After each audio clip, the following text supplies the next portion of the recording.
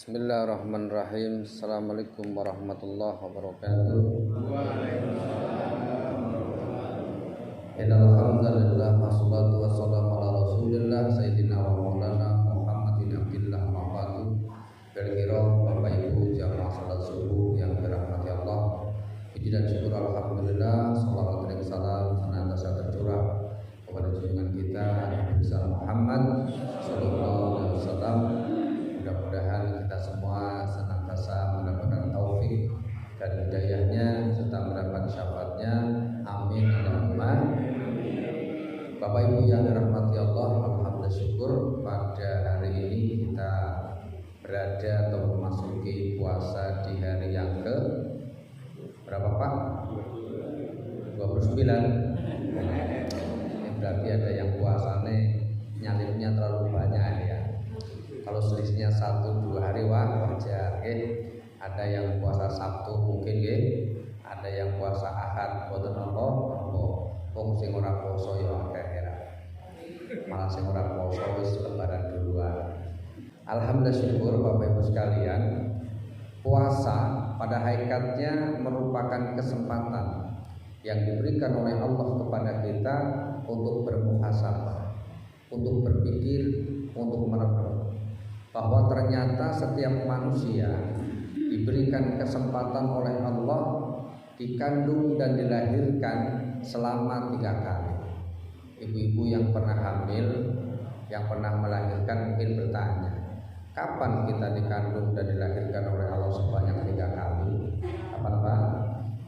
Yang pertama, kita dikandung dan dilahirkan oleh Allah melalui ibu kita masing-masing. Betul Bu? Ibu punya suami pernah ngandung? Itu pernah toh? Maksudnya suaminya Bu yang ngandung, bukan ibunya ngandung ya. Belum pernah Ibu Alhamdulillah. Walaupun mungkin suaminya ilmu koyo aku, ini bukan sedang ngandung, bukan. Ini karena makmur bulan puasa ya. Jadi yang pertama hamil melahirkan adalah ibu kita masing-masing. Ketika kita pada kandungan yang pertama, kualitas kelahiran bayi setiap manusia secara fisik ditentukan oleh ikhtiar, usaha ibu yang sedang hamil itu sendiri.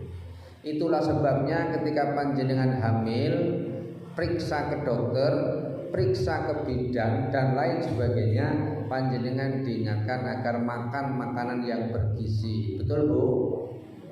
Kenapa kita diperintahkan makan makanan yang bergizi? Supaya anaknya ketika lahir tidak mengalami gizi buruk. Ini secara fisik ditentukan ikhtiarnya oleh ibu kita masing-masing. Tetapi secara fitrah Rasulullah mengingatkan kepada kita, kullu mauludin yuladu alal fitrah. Ingat nih, kullu mauludin yuladu alal fitrah. Setiap manusia, setiap anak yang dilahirkan itu dalam keadaan fitrah, dalam keadaan suci. Akan tetapi tidak menutup kemungkinan sesuai dengan perkembangan usia kita masing-masing, sesuai dengan perjalanan hidup kita masing-masing. Mohon maaf, di tengah perjalanan kita yang diciptakan oleh Allah dalam keadaan fitrah, dalam keadaan suci, mungkin ketika belajar banyak menyakiti guru-guru kita. Ini betul. Guru itu bagian daripada orang tua. Kita durhaka. Dalam perjalanan di rumah kita masing-masing, mohon maaf, sengaja atau tidak sengaja mungkin kita menyakiti kedua orang tua kita bermaksiat kepada orang tua kita. Mohon maaf, mungkin ketika kita bekerja, yo nek pas lagi entuk gawean sing apik, nek pas entuk gawean sing halal, kita masih bisa mengatakan jangan beli nomor itu haram, jangan jual arak itu haram. Tetapi kalau kita melihat di lapangan, mungkin banyak orang yang karena kepepet dia jual togel, ya. Dia jual arak, dia jual minuman. Padahal berikhtiar dengan pekerjaan yang lain sudah merasa kepepet. Kepepet ini wis ikhtiar yang lain. Seperti panjenengan berada di hutan, ora ono panganan, onone mung babi nyun sewu, adanya cuma babi. Nek orang makan khawatir bisa meninggal dunia, dalam keadaan darurat diperbolehkan dalam keadaan darurat. Tapi nek jenengan lunga prasmanan nikahan anak wong, di situ ada stik gulai, ada kambing babi, kambing babi. Ono stik babi, ono stik kambing, yo ojo darurat iki terpaksa iki. Orang apa pengen ngerasakno jadi terpaksa, itu bukan lagi diperbolehkan, itu sudah dilarang. Nah, dalam perjalanan hidup kita tidak menutup kemungkinan sesuai dengan porsi dan posisi kita masing-masing, kita banyak bermaksiat kepada Allah. Padahal kita diciptakan oleh Allah dalam keadaan suci, diharapkan ketika kembali kepada Allah juga dalam keadaan suci. Itulah sebabnya ketika kita dilahirkan, di samping diadani, kita dimandikan, betul? Maka ketika mau menghadap Allah, ketika meninggal dunia pun kita dimandikan. Itulah pentingnya kita menjaga fitrah, menjaga kesucian yang diberikan oleh Allah. Oleh karena itu, agar kita nanti ketika menghadap Allah dalam keadaan suci, Allah memberikan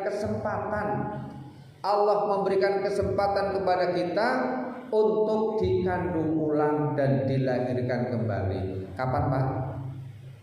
Kapan Bu kita dikandung ulang? Ya sekarang ini kita sedang dikandung ulang oleh Allah Subhanahu wa Ta'ala. Kita dikandung oleh bulan suci Ramadan, dan kita nanti akan dilahirkan oleh bulan suci Ramadan. Itulah sebabnya di akhir Ramadan nanti biasanya kita sering menyebut kata istilah Idul Fitri, kembali kepada kesucian. Kata Rasulullah, kal yauma waladathu ummuh. Orang yang puasanya baik, orang yang puasanya benar, maka di akhir Ramadan kal yauma waladathu ummuh, dia bagaikan hari di mana ia dilahirkan oleh ibunya masing-masing. Maka di akhir Ramadan nanti, nek panjenengan puasane apik, nek panjenengan puasane bener, insyaallah kita akan kembali suci.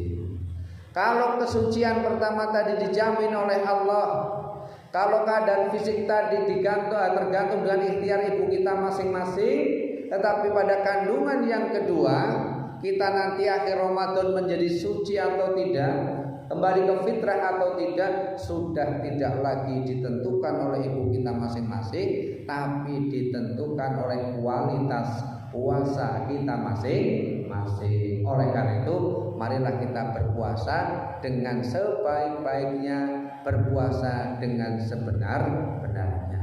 Kalau kita meniru Rasulullah ketika sholat, maka shollu kama ra'aitumuni usolli.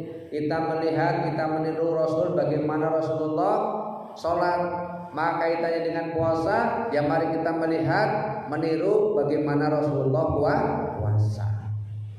Agar kita di akhir Ramadan nanti dapat gizi yang bagus, dapat gizi yang baik, maka laksanakan puasa dengan sebaik-baiknya, mulai dari sahur sampai nanti berbuka puasa. Panjenengan walaupun kuat nyun sewu tetap sahur nggih. Inna fita sahuri barokah. Sesungguhnya dalam sahur itu ada berkah. Jenengan nanti setelah sholat subuh nyun sewu, karena udah begadang sahur beti ora tangi misalnya mulai jam 12 melek terus ya.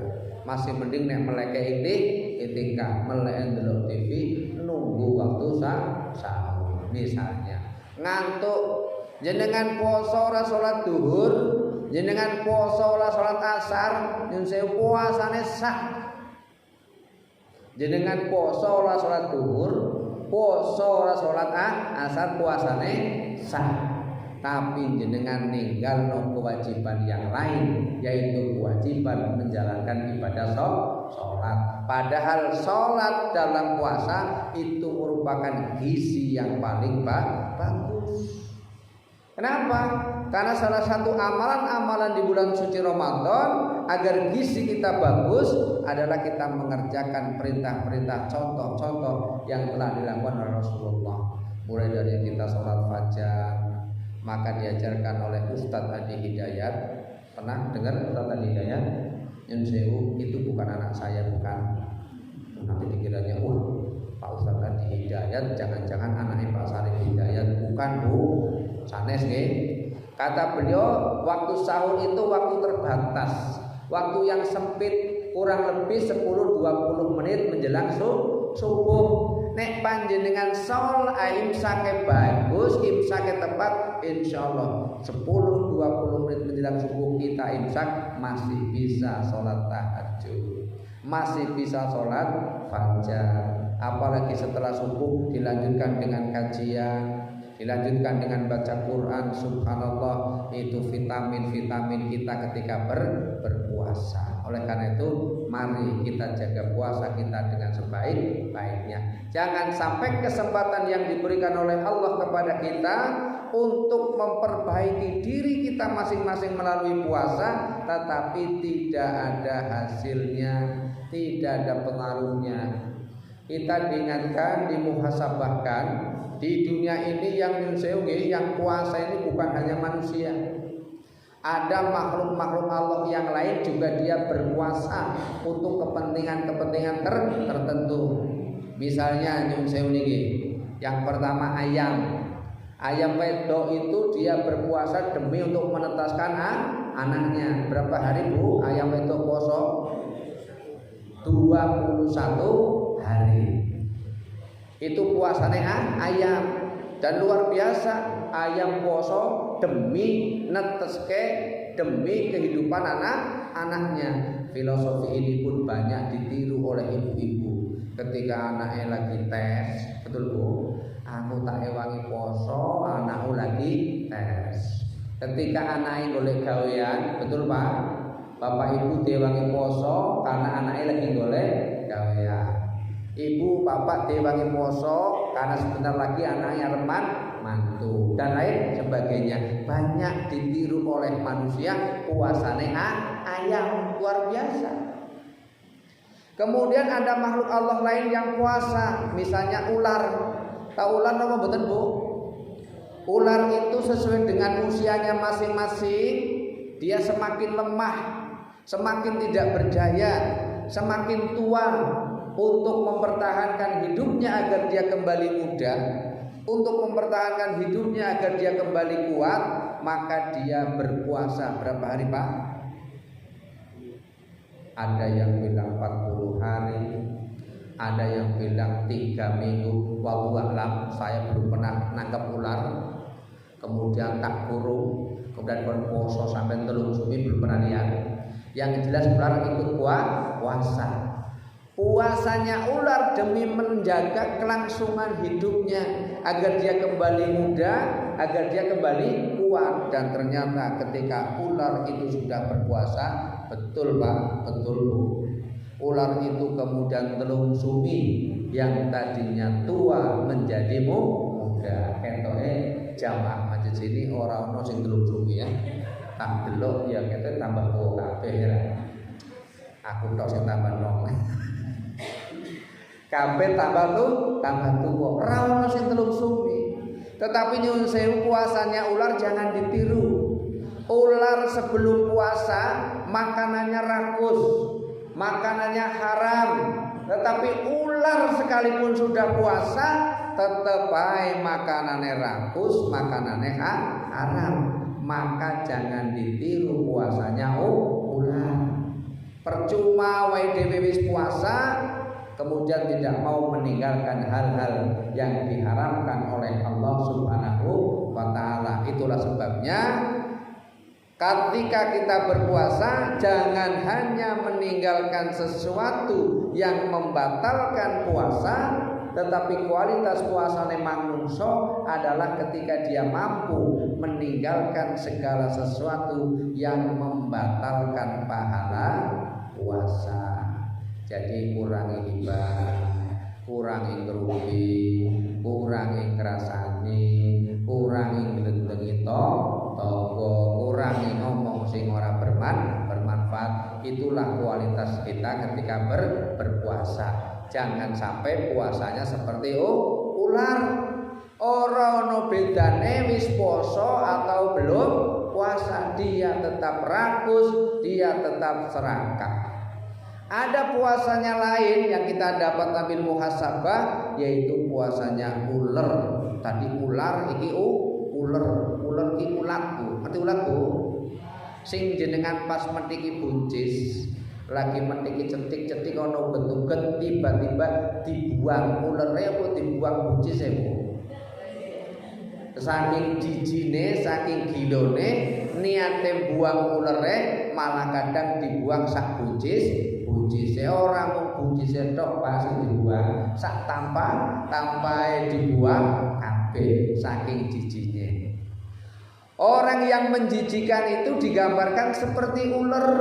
Siapa orang yang menjijikan? Orang yang bermaksiat kepada Allah, orang yang bermaksiat kepada diri sendiri, orang yang bermaksiat kepada orang lain. Itulah digambarkan dengan ular. Wong njijike mesti ora ana wong seneng. Yen saya nggih, walaupun anake dhewe nang omahe dhewe mabuk jenengan seneng? Ya ora seneng. Walaupun anake dhewe, walaupun tetap disayang, nggih mboten?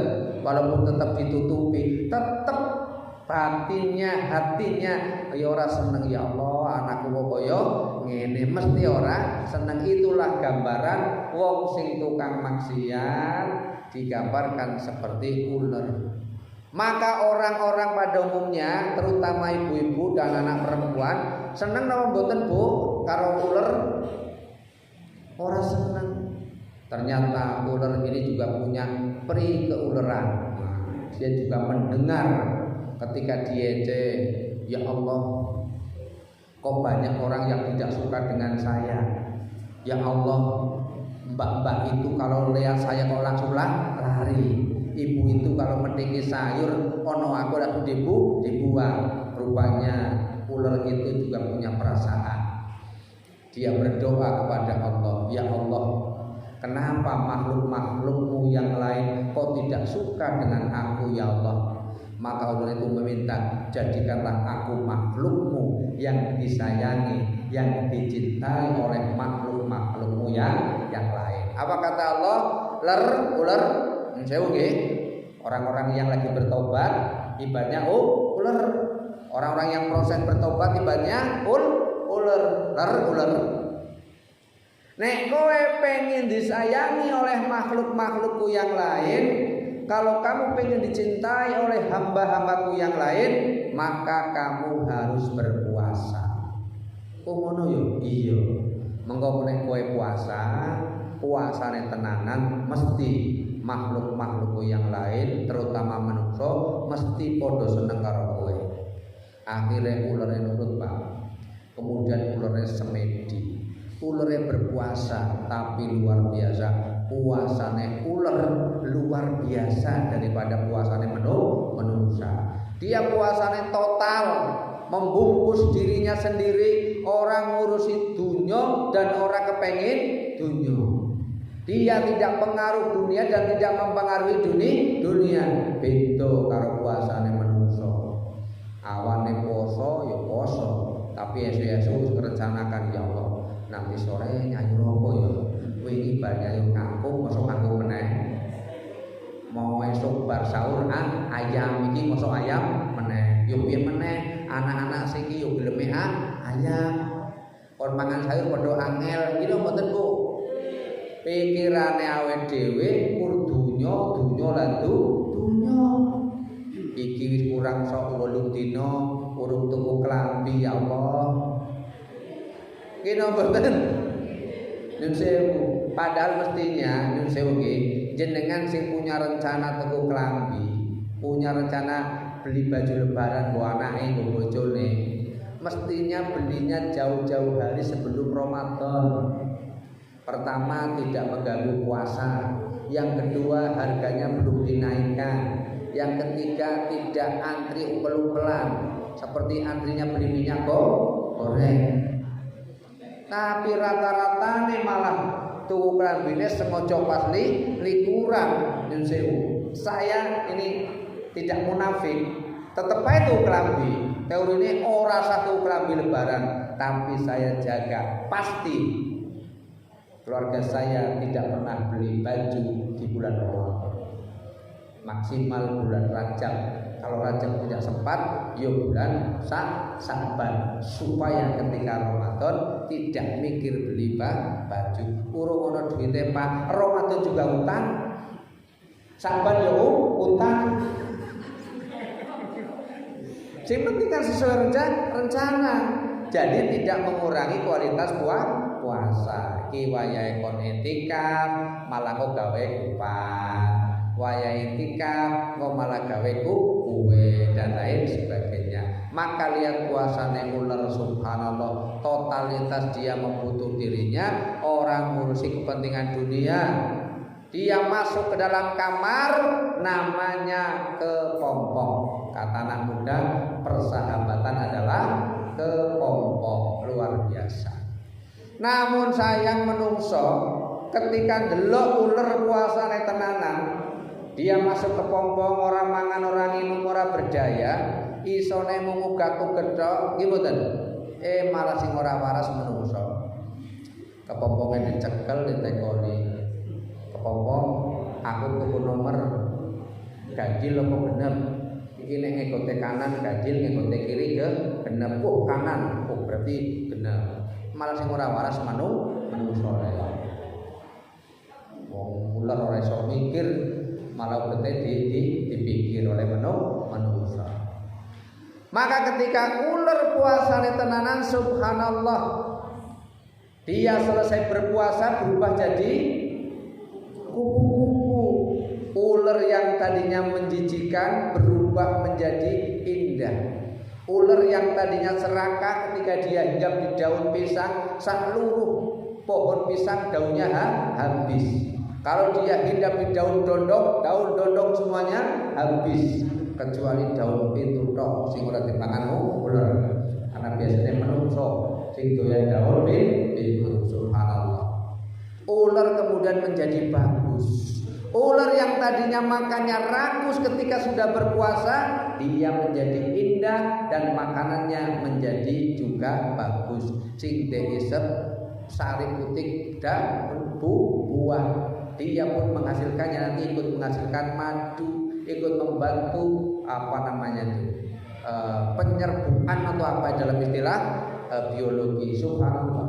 Diharapkan menungso ketika sudah berpuasa dia juga sifatnya menyenangkan, tabiatnya menyenangkan, perilakunya menyenangkan. Itulah tujuan puasa kata Allah, la'allakum tattaqun, agar kita menjadi orang-orang yang bertakwa.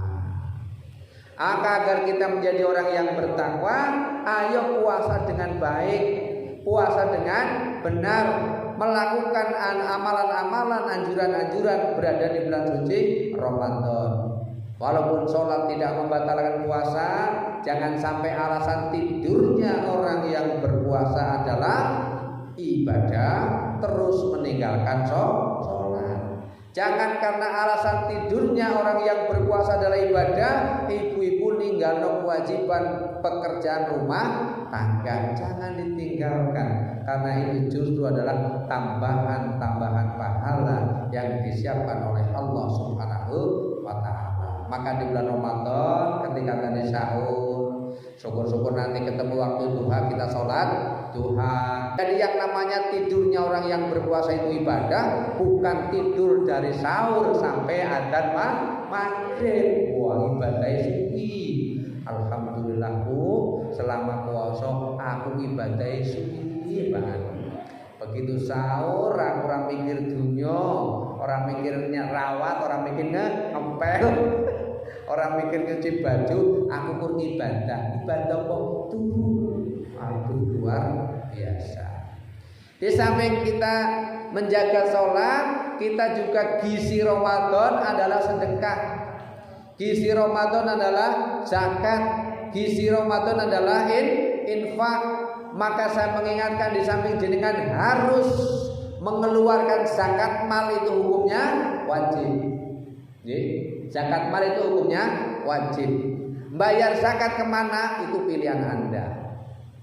Mau bayar zakat ke Basnas silahkan, mau bayar kelas silahkan, mau bayar zakat kelas Ismu silahkan, mau bayar zakat kelas Jateng silahkan. Saya hanya menyatakan bahwa bayar zakat itu hukumnya wajib, tapi jenengan bayar zakat kemana itu pilihan. Namun demikian saya mengingatkan, saya mengajak bayar zakat di tempat yang hormat bendera. Karena kita hidup di negara kesatuan Republik Indonesia. Bayar zakat di tempat yang hormat bendera.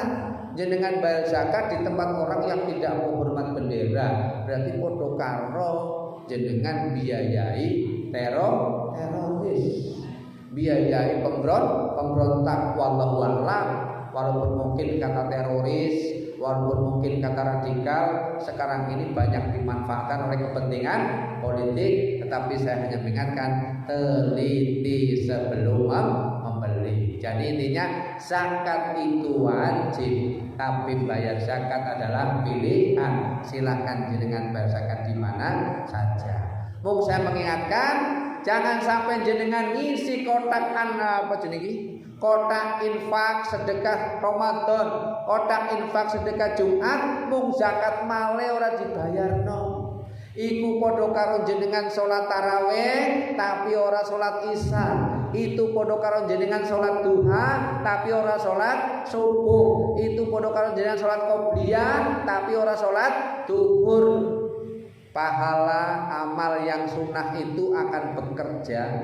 Pahala amal yang sunnah itu akan bermanfaat kalau amal wajibnya dikerjakan. Percuma jenengan infak kotak sedekah subuh nek jenengan orang bayar zakat mal, orang bayar zakat fitrah. Percuma jenengan tahajud tapi orang sholat subuh. Ibarate iku koyo jaran.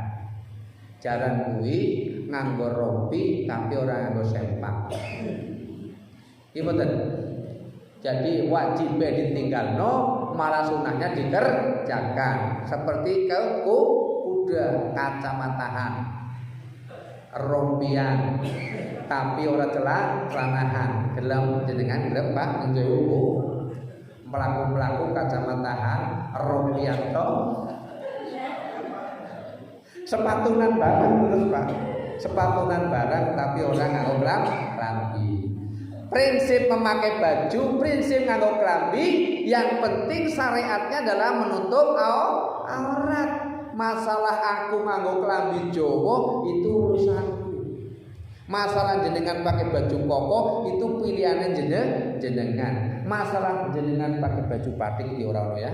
Itu urusannya panjenengan. Masalah jenengan pakai jas itu urusannya jenengan. Jenengan mau pakai gamis, mau pakai opolah silahkan. Yang penting syariatnya kita berpakaian menutup aurat. Masalah warna mode itu pilihan. Kebetulan saya senang baju Jawa. Kebetulan saya senang baju Jawa. Dan jenengan jangan sampai meninggalkan yang wajib tapi malah mengerjakan yang sunnah. Tapi yang sunnah-sunnah itu akan melengkapi dan akan menyempurnakan yang wajib. Wajib. Mungkin jenengan sholat subuh tidak sempurna karena sering sholat fajar disempurnakan. Mungkin jenengan sholat duhurnya tidak sempurna karena qobliyah, karena badiah ditutupi disempurnakan oleh sholat sunnah. Maka manfaatnya yang sunnah adalah ketika wajibnya dikerjakan.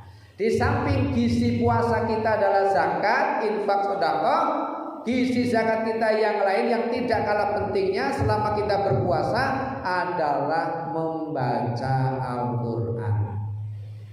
Kata Kanjeng Nabi, Iqra'ul Quran fa innahu ya'ti yaumal qiyamah safi aliyasabi. Bacalah Al-Quran karena Al-Quran akan datang pada hari kiamat sebagai syafaat bagi pembacanya. Ini sampai jam 6. Jangan sampai ini Pak Ustaz ini tentang surat undang terus ceramah suwe. adalah baca Quran. Ayo mumpung kita berada di bulan suci Ramadan, bermusyafakoh, berlomba-lomba membaca Al-Quran. Sebab nek ora Ramadan nyun sewu, boro-boro pandewan jus. Sedina sayat we kadang lali nek ora bulan Ramadan. Jangankan ora Ramadan wae mung ramene minggu pertama, dina pertama. Saiki sudah mulai banyak berita kehilangan. Diumumkan berita kehilangan jamaah Masjid Baitur Rahman. Waduh, terutama mungkin sore ya. Barang siapa menemukan jamaah masjid ini, harap dikembalikan ke masjidnya masing-masing. Golek nang tempat tuku jajan ketemu, golek nang tempat mall insyaallah ketemu, atau di rumah lagi gawe roti insyaallah ketemu. Maka bacalah Quran. Ora sempet waktu tadarus sore malam, ya sempatkan setelah subuh. Ora sempat subuh, ya sempatkan kapan saja. Karena waktu luangnya menungso mungkin beda. Ono sing sempet waktu subuh, ono sing sempet waktu asar, monggo sambil nunggu berbuka puasa. Alangkah indahnya kita membaca Al-Quran, luar biasa. Maka bacalah Quran. Semakin sering semakin banyak panjenengan baca Quran, semakin sering semakin banyak pula nantinya panjenengan dapat syafaat. Dari siapa? Dari Al-Quran itu sendiri. Maka sesuai dengan namanya, Al-Quran juga disebut sebagai Quran. Yang membacanya adalah ibadah. Al-Quran juga disebut sebagai kitab. Alif lam mim dalikal kitabul la raiba fi. Al-Quran itu jenenge al-kitab. Mung biasane awake dhewe rada alergi nek nyebut Alkitab karena wis dinggo nang tetangga. Ira, tetangga wis pakai istilah Alkitab, kita pakai istilah Al-Qur'an. Kalau kita membaca Al-Qur'an tidak ada syaratnya. Tetapi kalau kita mau menafsirkan Al-Qur'an ono syarate, ono aturane.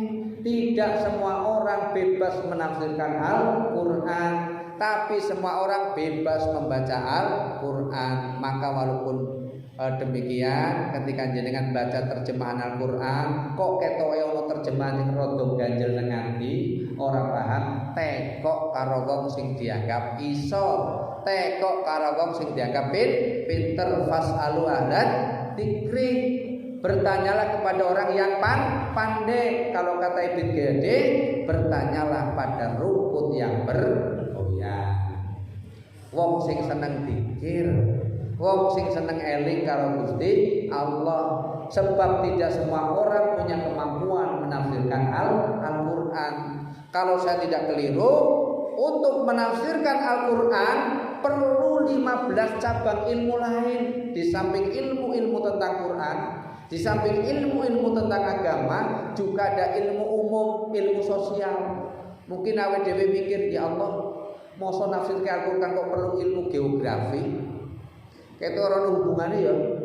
Tapi ternyata benar Pak, ada hubungannya. Menafsiran Al-Quran perlu ilmu geografi, menafsiran Al-Quran perlu ilmu sosiologi. Contoh, ini hanya contoh ya. Ketika Rasulullah bersabda, janganlah buang air kecil, janganlah buang air besar menghadap atau membelakangi kiblat. Kiblat kita kemana kurang lebih? Ke barat kurang lebih loh, kan ada 292 derajat. Kurang lebih ke barat.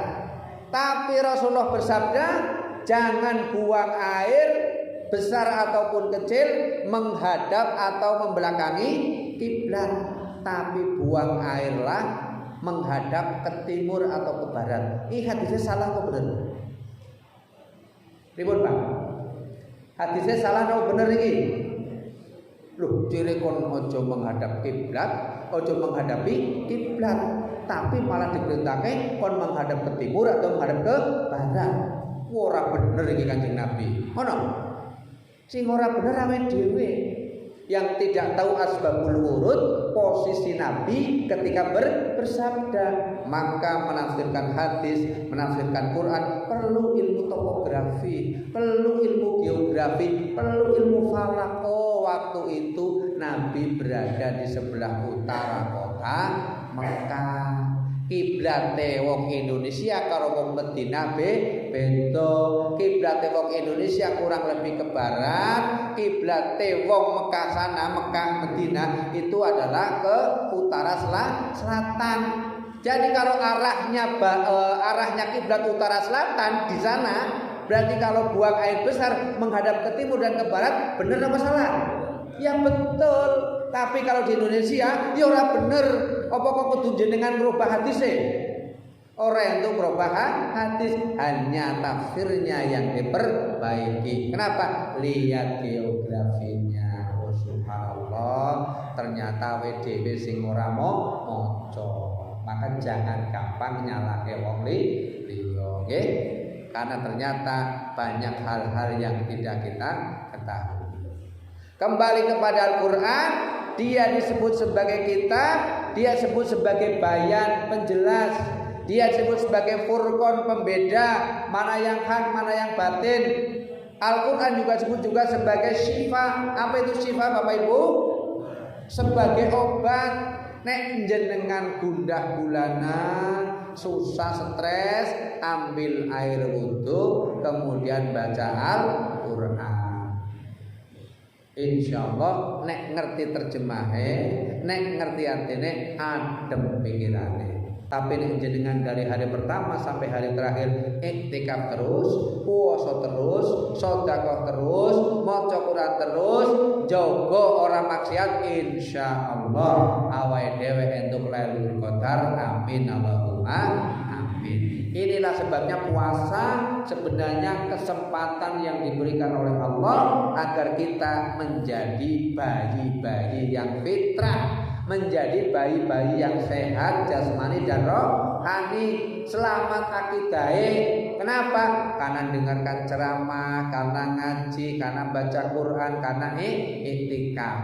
Maka nanti di akhir Ramadan kita dilahirkan ulang. Sedangkan kandungan dan kelahiran kita yang ketiga, yun sewu nggih ora salebutan. Nek wingi koncone akeh lah sekitar 2-3 bulan yang lalu rombongan akeh. Sikir rada jarang. Kapan kita dikandung dan dilahirkan pada kandungan yang ketiga? Ketika kita meninggal dunia. Siapa yang mengandung? Perut bumi.